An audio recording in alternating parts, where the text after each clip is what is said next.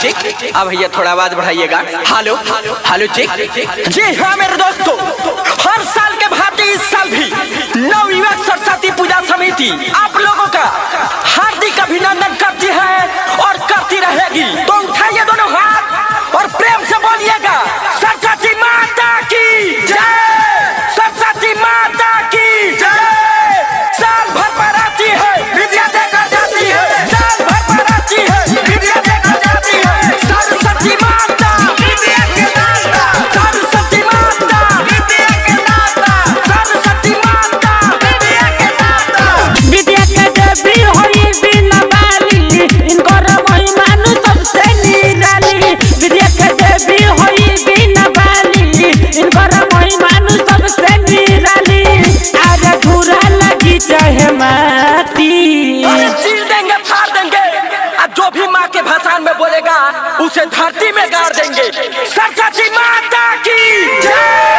सबके नाची भसान में न बाची, सबके नाची भसान में न बाची, सबके नाची भसान में न बाची, सबके नाची भसान में न बाची। सरस्वती माता विद्या के दाता, सरस्वती माता विद्या के दाता। साल भर पर आती है विद्या देकर जाती है, साल भर पर आती है विद्या देकर जाती है, साल भर पर आती है विद्या देकर जाती है। दू गज के दूरी रखबा के मजबूरी, गाना बजावा सब खाली भोजपुरी। भक्तजन प्रसादी नहीं खाए हैं तो कृपया आकर प्रसादी खा ले। धन्यवाद। दू गज के दूरी रखबा के मजबूरी, गाना बजावा सब खाली भोजपुरी। अबे भाषा नया जो केहू न बोली, ना तो चल गई सीना पर गोली। अबे भाषा नया जो केहू न बोली, ना तो चल गई सीना पर गोली। केहू नहीं ने उन तकी आवाज कम कर।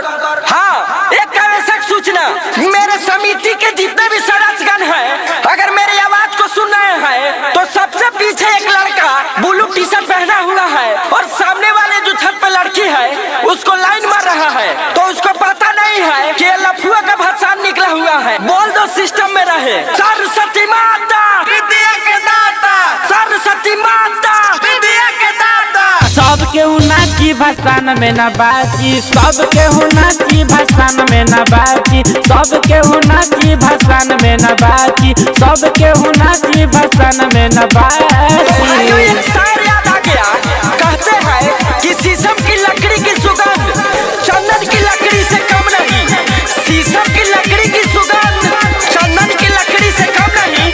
पूजा तो सभी कोई करते हैं, लेकिन हमारा नवयुवक सरस्वती पूजा समिति भी किसी से कम नहीं। प्रेम से सबे लगावा जयकारा, गाँव में लगा के नाच हिम्मत नहारा।